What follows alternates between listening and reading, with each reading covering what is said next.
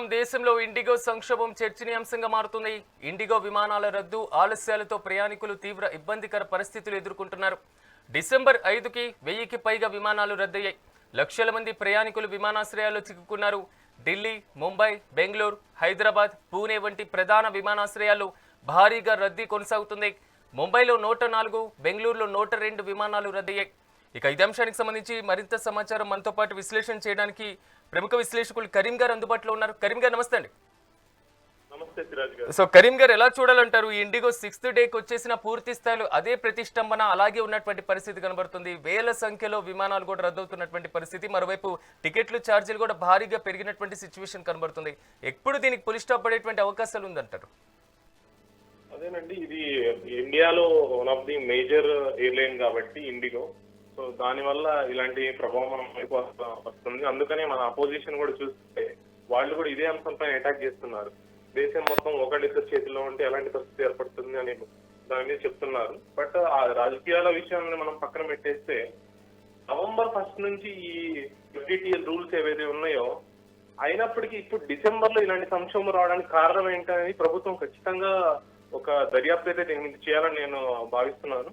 And November 1 నుంచి ఈ rules ఉన్నప్పటికీ డిసెంబర్ 2 ఇలాంటి ప్రాబ్లం ఎందుకు వచ్చింది, అది కూడా ఇప్పుడు ఒక 5 రోజులు అయినప్పటికీ ఇంకా మామూలు స్థితికి రాకపోవడానికి కారణాలు ఏంటి అది ఖచ్చితంగా ప్రభుత్వం అలాగే ఇండిగో కూడా వాళ్ళ CEO కానివ్వండి, వాళ్ళ యాజమాన్యం కానివ్వండి ప్రజలందరికీ క్షమాపణ చెప్పారు. కానీ దీనికి ఖచ్చితమైన కారణం ఏంటి, ఎవరి దగ్గర ప్రాబ్లం ఉంది అనేది ఖచ్చితంగా వాళ్ళు తెలియజేయాలి ప్రజలందరికీ. ఎందుకంటే ప్రజలందరూ ఎవరైతే వీటి వల్ల నష్టపోయారో, ఎక్కడైతే ఇంపార్టెంట్ ఈవెంట్స్కి వెళ్ళాలనుకున్నారో, ఇంపార్టెంట్ మీటింగ్స్కి వెళ్ళాలనుకున్నారో, సో వాళ్ళంతా ఖచ్చితంగా దీనివల్ల చాలా నష్టపోయారు. కాబట్టి వాళ్ళు ఖచ్చితంగా ప్రజలకి, మన దేశ ప్రజలందరికీ సమాధానం చెప్పాలి దీని మీద. నార్మల్ గా మనం ఏమంటే ఆల్టర్నేటివ్ రూట్ గా, ఫర్ ఎగ్జాంపుల్ ఏదైనా బస్ కానీ ట్రైన్ కానీ క్యాన్సిల్ అయితే త్వరగా వెళ్ళడానికి ఫ్లైట్ ని కోరుకుంటాం. కానీ ఇప్పుడు ఇలా ఎలాంటి పరిస్థితి ఏర్పడిందంటే ఫ్లైట్ కి ఆ ప్రత్యామ్నాయం ఎత్తుకోవాల్సిన పరిస్థితి ఏర్పడింది.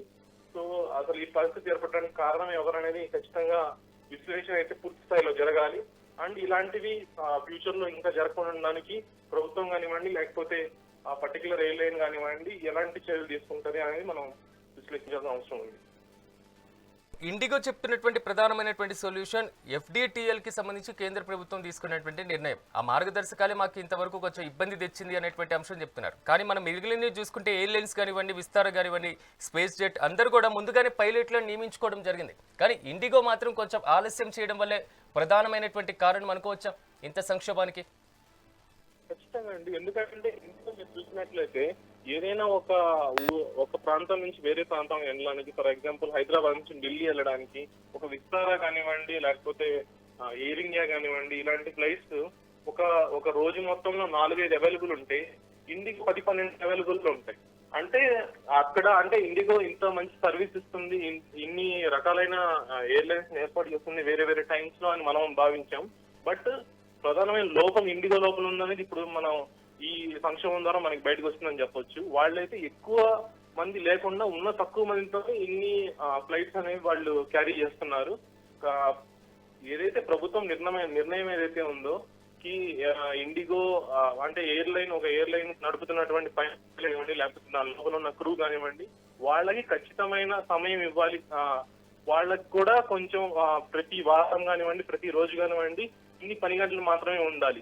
మనం నార్మల్ గా మనం లేబర్ లా ప్రకారం మనం ఇన్ని గంటలే పని చేస్తాం అన్నప్పుడు ఖచ్చితంగా వాళ్ళు ఇంకా స్ట్రెస్ఫుల్ వర్క్ చేస్తున్నారని నేను చెప్పొచ్చు. సో వాళ్ళకి ఇంకా ఎక్కువ సమయం ఇవ్వాలి. దాని ప్రకారమే ప్రభుత్వం ఆ గైడ్ లైన్స్ అనేది తీసుకురావడం జరిగింది. దాన్ని ప్రభుత్వం ఏదైతే తీసుకొస్తుందో దాన్ని పాటించాల్సిన బాధ్యత ప్రతి ఒక్కళ్ళది. ఆ పర్టికులర్ విమానయాన రంగానికి సంబంధించి విమానయాన మంత్రిత్వ శాఖ ఏదైతే చెప్తుందో దాని ప్రకారం అన్ని ఎయిర్లైన్స్ అది పాటించాలి. అది పాటించకుండా ఇప్పుడు ప్రభుత్వం తెచ్చిన గైడ్ లైన్స్ వల్ల ఎలాంటి పరిస్థితి ఏర్పడిందని ఇండిగో సమాధానం ఇస్తే అది కరెక్ట్ కాదని నేను భావిస్తున్నాను. మొత్తాన్ని ప్రభుత్వం మీదకి తోసేయడం కానివ్వండి, లేకపోతే దీనివల్ల అంటే ప్రభుత్వం కూడా త్వరగా స్పందించి దీని మీద దానికి మళ్ళీ ఎక్స్టెన్షన్ ఇవ్వడం జరిగింది. మళ్ళీ ఫిబ్రవరి 10 దాకా ఇచ్చారు. ఇప్పుడు ఫిబ్రవరి 10లో కూడా మళ్ళీ ఇలాంటి ఒక సంక్షోభం మేము తీసుకొస్తామంటే ఖచ్చితంగా అది జరిగే పరిస్థితి కాదు. అందుకనే ప్రభుత్వం కూడా కఠిన చర్యలు తీసుకోవడానికి సిద్ధమైనట్టు వింటున్నాం వార్తల్లో. సో ఖచ్చితంగా ప్రభుత్వం ఏ చర్యలు తీసుకున్నా కూడా ఇండిగో దాన్ని తప్పకుండా పాటించాల్సిన అవకాశం ఉంది. కరీం గారు, థ్యాంక్ యూ కరీం గారు, మీరు కూడా మాతో పాటు పార్టిసిపేట్ చేసినందుకు. మొత్తం మీద ఇండిగోకి సంబంధించినటువంటి అంశం మాత్రం దేశవ్యాప్తంగా చర్చనీయాంశంగా మారింది. ఇండిగో సీఈఓ కూడా కేంద్ర ప్రభుత్వం షోకాజ్ నోటీసులు జారీ చేసినట్లుగా కూడా తెలుస్తోంది.